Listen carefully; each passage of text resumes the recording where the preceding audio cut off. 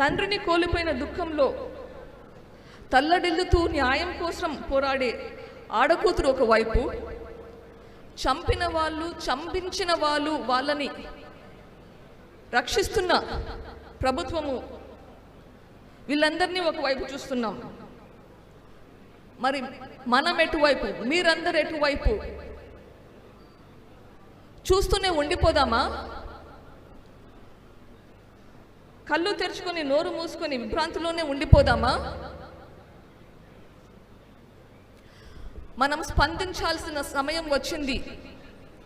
స్పందించే అవకాశం కూడా ఉంది మనకిప్పుడు. మన గుండెల్లో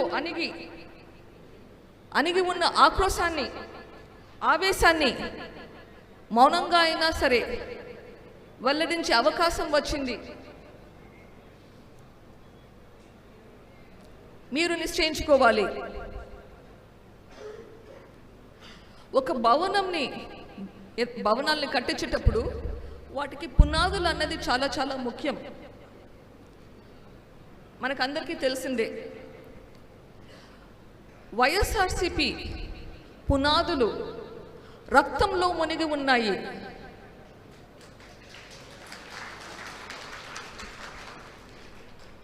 వివేకానంద రెడ్డి గారి రక్తం, కోడికత్తి శ్రీను గారి రక్తం,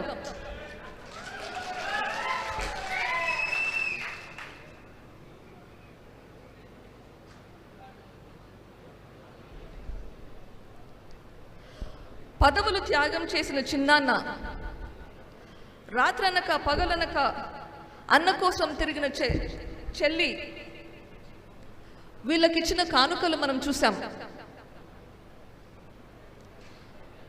కృతజ్ఞత అంటే ఇదేనా? వైఎస్ఆర్సిపి ఎంపీలకు, ఎమ్మెల్యేలకు, నాయకులకు మీకందరికీ ఒక సలహా. మీ భవిష్యత్తు కోసం ఈ గవర్నమెంట్ నుంచి బయటికి రండి. లేకపోతే మీ భవిష్యత్తు గురించి మీరు ఈ గవర్నమెంట్ నుంచి బయటికి రండి. లేకపోతే ఈ పాపం మీకు కూడా చుట్టుకుంటుంది. ఆయనతో పాటు మిమ్మల్ని కూడా ఊబిలోకి తీసుకెళ్తాడు. ఈరోజు మన వివేకం సార్ది 5వ వర్ధంతి. ఈరోజు మనమందరము ఒక సంకల్పం చేద్దాం. వివేకం సార్ ఆత్మసాక్షిగా సంకల్పం చేద్దాం. మన ఓటు ద్వారా ఒక పుణ్యకార్యం చేద్దాం. దీన్ని ఒక పోరాటంలా మారుద్దాం.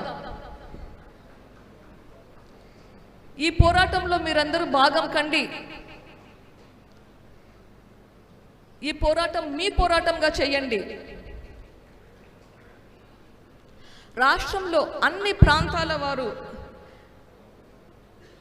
ఈ 5 ఏళ్లుగా నాకు ఇచ్చిన ఈ ధైర్యాన్ని ఇప్పుడు లోకానికి చూపించే సమయం వచ్చింది.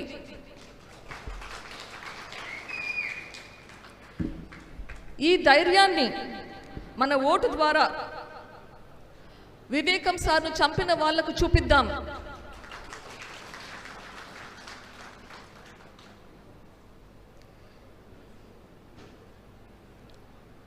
తప్పు మీద మంచి గెలవగలదని చూపిద్దాం. అబద్ధం మీద నిజం గెలవగలదని చూపిద్దాం. అన్యాయం మీద న్యాయం గెలవగలదని నిరూపిద్దాం. Thank you.